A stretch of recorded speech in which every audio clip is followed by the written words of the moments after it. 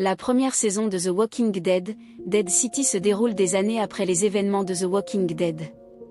Maggie y a reconstruit sa vie au sein d'une communauté appelée The Brick, élevant seul son fils adolescent, Herschel, après avoir perdu le père de celui-ci, Glenn, tué des années plus tôt par Lucille, la batte de baseball de Negan. Cette blessure ne s'est jamais complètement refermée, ce qui rend la situation d'autant plus dévastatrice lorsqu'un seigneur de guerre sadique surnommé le Croate lance un raid sur The Brick et enlève Herschel. Pour sauver son fils, Maggie retrouve la trace de Negan dans un motel délabré où il se cache en compagnie d'une adolescente atteinte de mutisme sélectif, Ginny, qui a cessé de parler après la mort traumatisante de son père. Negan est la dernière personne à qui Maggie aurait voulu demander quoi que ce soit, mais elle n'a pas le choix. Elle lui propose donc un marché.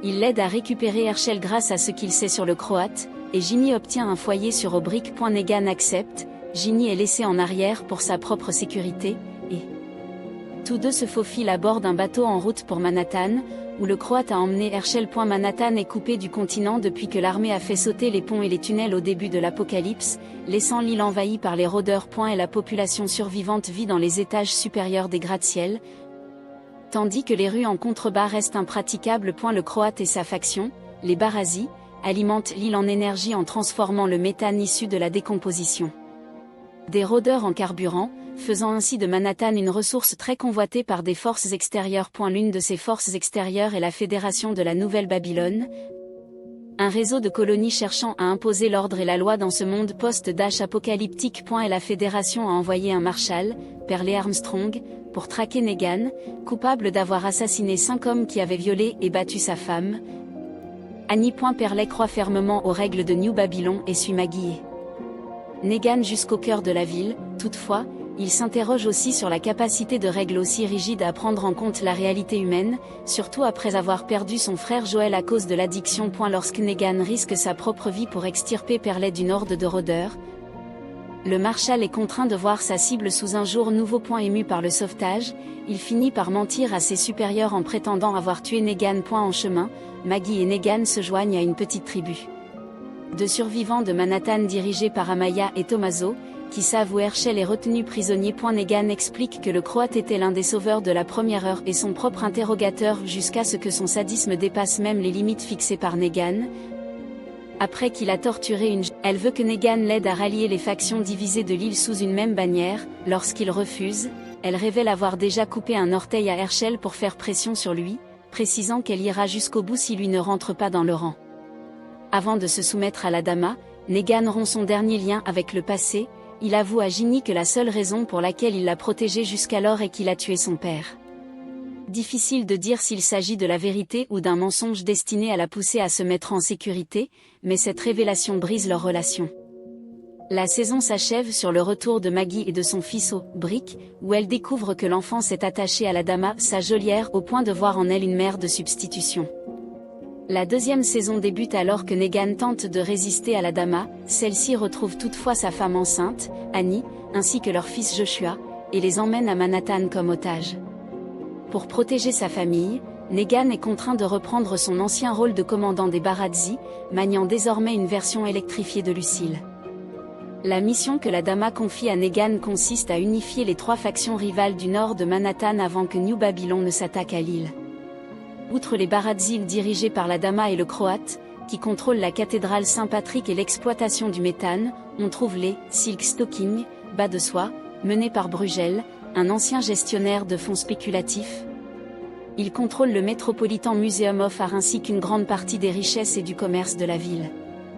Enfin, il y a les Bloodshirt de Christo, une faction davantage soucieuse de protéger les siens que d'étendre son territoire. Au lieu de se contenter d'exécuter les ordres, Negan protège secrètement des innocents tout en orchestrant, de l'intérieur, l'effondrement de l'alliance entre la Dama et le Croate. Le Croate la laisse prisonnière sous une structure effondrée dans une pièce en feu, la croyant morte. Plus tard, il remarque du sang sur la botte de Negan et comprend qu'il a été dupé. Il attaque avec Lucille, mais Negan remporte le combat et choisit de l'exiler plutôt que de l'exécuter, un geste de clémence qui témoigne du chemin parcouru depuis l'époque où il dirigeait les Sauveurs. Le Croate étant parti et la Dama présumée morte, Negan devient le seul chef des Barazzi. Pendant ce temps, l'aggravation de la pénurie de nourriture et de carburant pousse la Fédération de New Babylon à lancer une invasion militaire pour s'emparer du méthane de Manhattan, en recrutant des combattants issus de communautés comme les Brick. Perley, promu après avoir menti sur la mort de Negan lors de la première saison, participe au commandement de l'expédition. Pour épargner aux Brick ce qui s'apparente à une mission suicide, Maggie se porte volontaire, ignorant qu'Herschel et Ginny se sont secrètement glissés à bord de l'un des navires. L'invasion tourne court avant même d'atteindre Manhattan. Les Barasi font exploser des mines sous-marines à l'aide de rôdeurs piégés, coulant la plupart des ferries et tuant une grande partie des dirigeants de New Babylon, dont la gouverneure Beard et le général Ousmane. Maggie, Ginny et Perley survivent de justesse, ils s'échappent sur un radeau et s'échouent dans les ruines de Central Park. Là, Maggie découvre une vérité accablante, l'espion qui a divulgué les plans de l'invasion n'est autre que son propre fils. Durant sa captivité, la Dama a peu à peu manipulé Herschel en lui témoignant la gentillesse, la patience et le soutien émotionnel qui, selon lui, faisait défaut à sa relation avec Maggie, le convainquant que l'obsession de sa mère pour le passé les empêchait tous deux d'aller de l'avant.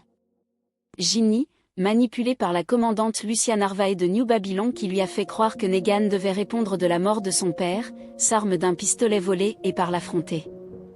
Avec l'aide de Bruegel, elle atteint la cathédrale Saint-Patrick, mais s'effondre sur Negan joue le jeu et gagne du temps en invitant Bruegel à un sommet officiel.